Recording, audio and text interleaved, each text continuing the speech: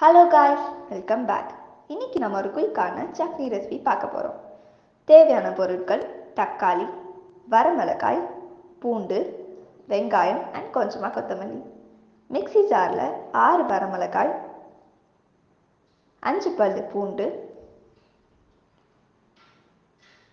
கொத்தமல்லி தழை, கொஞ்சமாக தேவையான அளவு உப்பு அண்ட் ஒரு பெரிய சைஸ் நறுக்கின வெங்காயம்,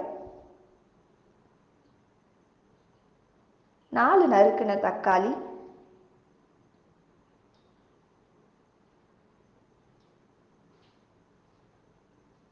இது எல்லாத்தையும் இதில் ஆட் பண்ணி